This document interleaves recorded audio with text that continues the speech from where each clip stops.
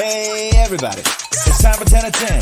Really it's Sadie, talking to a friend. She asked him 10 questions, they gave her 10 replies. Hopefully you'll learn how Casey really thrives. The purpose of the session is to make Casey connections. 10 of 10, 10, 10.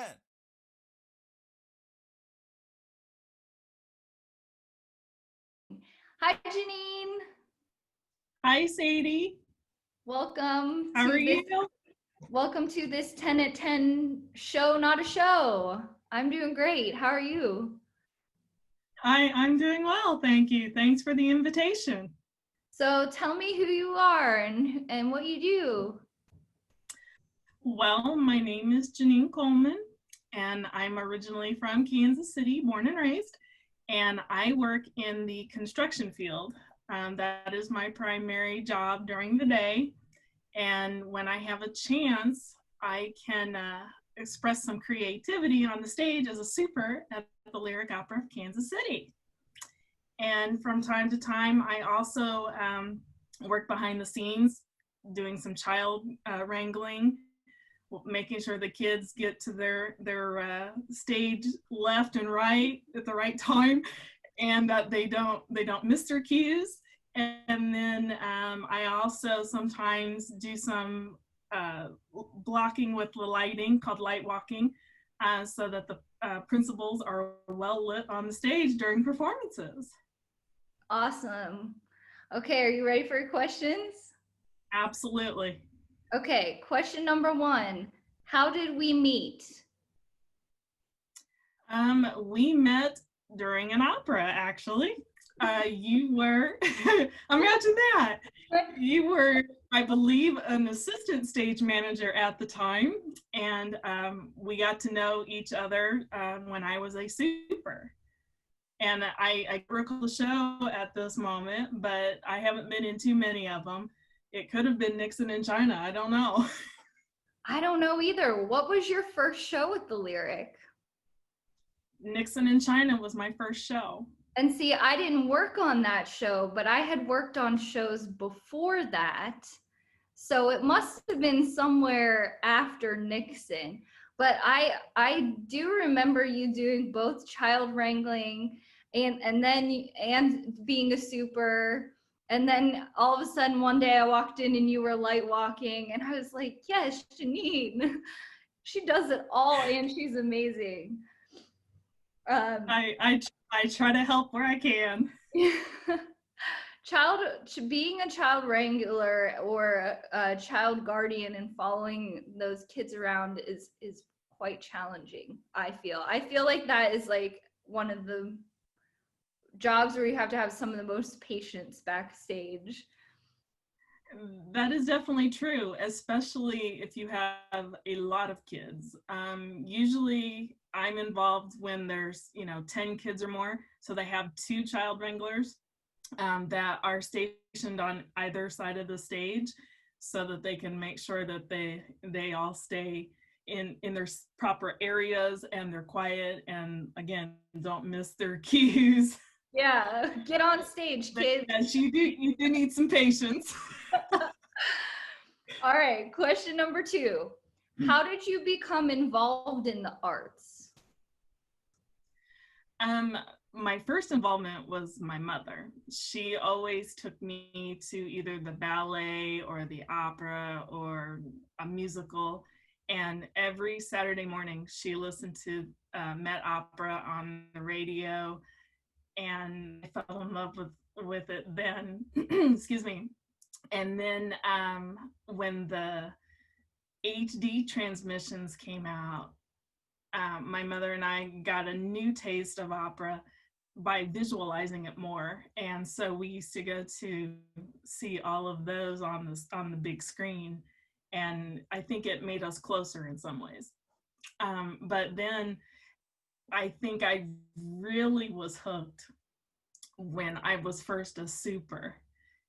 Nixon in China was different from most shows in the fact that the supers are in it from beginning to end, which is unusual because there are times that you're on for maybe 10 minutes and you're done and you're like, that's it.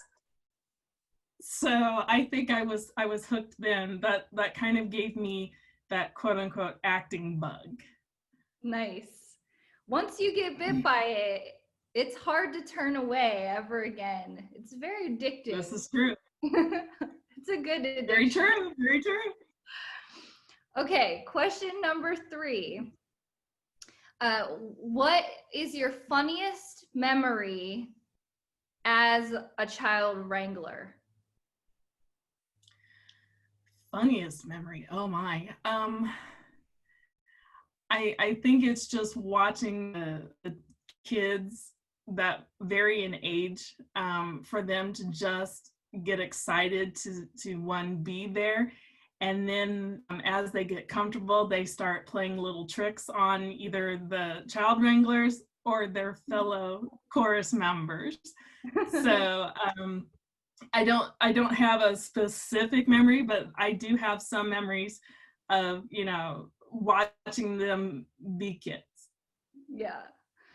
And you know what? Some of them are so professional that it's like, I think when people put it in their minds of like what child actors are, like how they act or what their parents are like, it's not like that most of the time. Most of these kids, they show up and they mean business. Like they are ready. They are on the ball. I think in some cases they're more professional than the adults. Oh, for sure. Did I say that? And you know what? It's not wrong. Okay, number 4. If you could work with any other company in Kansas City outside of Lyric Opera, who would you work with? I think if I stay in the genre of opera, I would work with Opera 180, which I know you are happily running with a few other people, and Landlocked Opera. I would like to be involved with them. And then I think also getting involved with the Kansas City Ballet, because ballet is and was my first love as a kid. I danced for many years and didn't pursue it professionally, but I still have that soft spot in my heart for the ballet. Nice. Yeah, it's so interesting. There's so many similarities about working with Kansas City Ballet and Lyric Opera, but there are still so many differences. Like, I really love the fact that the symphony plays for both organizations. And just like, what it's like to stand on stage at the Kaufman and hear the symphony come out of the pit kind of back towards the stage, which is really cool because it's a different experience when you're sitting in the audience and it's going out that way. But it's always interesting. Okay, question number 5. What was your favorite costume that you've gotten to wear as a super? I think my favorite so far has been the nun's habit that I wore in the Barbara of Seville in 2018, I believe it was. That was a fun character to play, so I didn't mind getting dressed up in the nun's habit and being a little naughty. That's awesome. It's so hard to choose costumes. Like they're all so great in opera. The operas that I've seen at the Lyric, they span so many different time periods that it's always interesting to see. And when you're a super, unlike the chorus or the principals, you get to play sometimes more multiple characters within the show. So you have the option to maybe get 3 or 4 different looking costumes, whereas some of the chorus girls, they might just have one look the whole way through. Sure. I think a close second to that would be the chicken costume that we had also in the Barbara of Seville during the dream sequence. So nice. You just never know what you're going to dress up as. Nope. And do they give you some warning as a super of like what you're gonna wear? We had a little bit of an idea, but we didn't actually see them until our first dress rehearsal. Nice. I love that. Okay, number 6. How do you think that Kansas City can improve its art scene for patrons who may not always go into the arts and may not go to see opera or dance? How can arts professionals improve that? I think one of the ways, and I know that's starting to happen right now, is getting more into the community, having free events, fun events like some of the things that Opera 180 has had, where you're at a brewery and you have people singing familiar arias. They may not know what opera it's from, but they know the music. They kind of remember, oh, I've heard that on a commercial. Oh yeah, I love that. And I think that helps them connect the two. And then I think they a lot of times go to seek it out and say, hey, let's check this out next time it comes around. So I think getting into the community, especially in communities where they never thought in a million years they would set foot in a theater. Yeah. Yeah, it's such an interesting, it's such an interesting concept, because if you don't have parents who I think expose you to the arts, or if you don't have access to the arts when you're younger, it's really hard to eventually later down the line make you a patron of the arts. So for me, I know something that's really important to me is just making sure that younger people know what their options are when it comes to art. I mean, I didn't even know about opera until I was in grad school. So anything that we can do to just get that information out there, I think is important to keep what we do really alive. Absolutely. All right, number 7. Out of all of the artists that you've worked with on stage, is there someone who you would want to work with again, and why? Oh, that's too hard. I know it's hard. There have been a lot of people, from the chorus members to other supers to principal artists to the directors. I couldn't single anybody out. There have been some that have been less than stellar to work with, but for the most part, I think we're all a big family. And if you're new to the opera and new to working behind the scenes, they are very welcoming and they will show you the ropes. And that way you feel intimidated. But to single somebody out, no, I can't do that. Yeah, it's hard, which kind of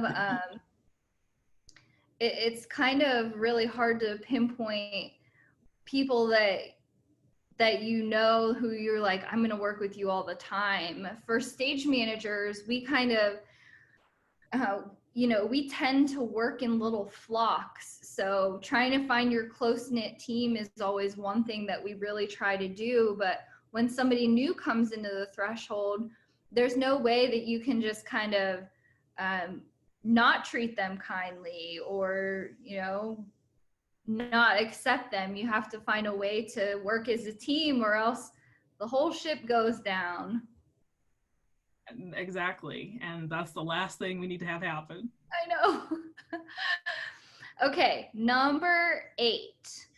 There are always stigmas in opera, like I don't want to go because it's not in English, or it's too long, or it's boring. What would you say to people who are kind of, opera isn't for me, before they even try it?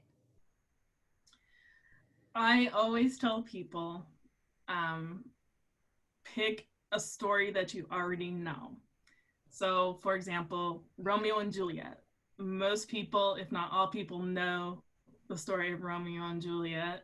If you already have the background of what the story is, you will appreciate it more, even though you may not understand the words. And yeah, the words can be right there in front of you, but you don't always have to look at them to understand what's going on. Yeah, that's a great concept, actually. I always try and justify to students who come in to UMKC and they're kind of iffy about it. They don't really know if it's something that they want to do. But it's just like kind of what you said, like once you get bit by the opera bug, it really takes a hold of you. And if you see something once, it might inspire you to then try some things that are a little not off that, or that are off that path. Like, yeah, Romeo and Juliet, you know that story, but if you go and see that, then it might get you to go and see something like Carmen, or it might get you to go and see something like Silent Night, which was a really cool show. Yes, So, that was a beautiful show. yeah, that was a cool show. It was kind of scary with all those turntables turning everywhere. Oh my gosh. I miss opera. Yeah. I believe it. I do believe it could get a little hairy sometimes. Okay, next question. What are you deeply grateful for right now? I'm deeply grateful for several things. I'm going to name something that may be a little frivolous right now, but Netflix is definitely high up on the list because it helps me keep my sanity.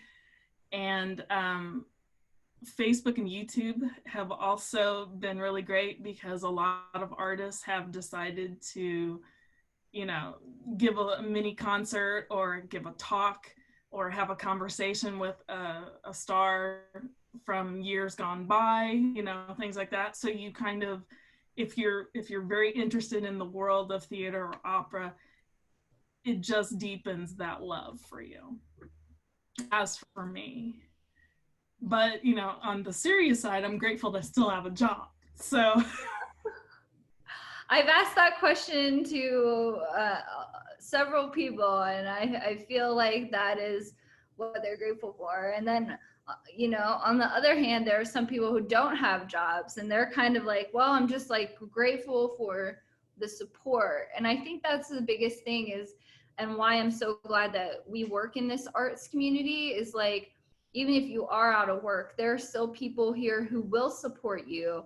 There are people out there who you may not think that someone's watching your little concert that you're playing every night on Facebook, but there are people like you and I who are watching, and because we need it for our soul. Right, exactly. It's our plant food. It definitely is. It in this insane world right now, that's a little bit of sanity. Yeah.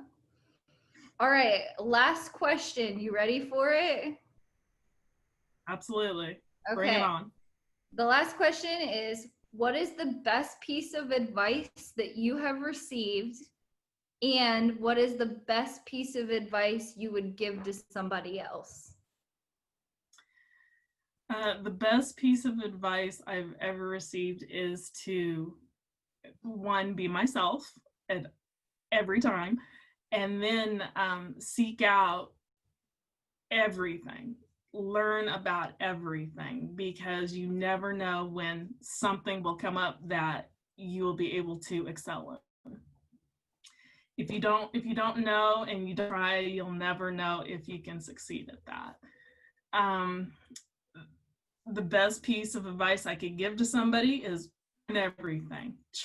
Dabble into a little bit of everything, because again, you never know when it might be something that you just fall in love with and you excel at it and it becomes your passion. Awesome. I love that advice. All right, you survived. Jeninne, you made it through all 10 questions. Congratulations, you did it. I know.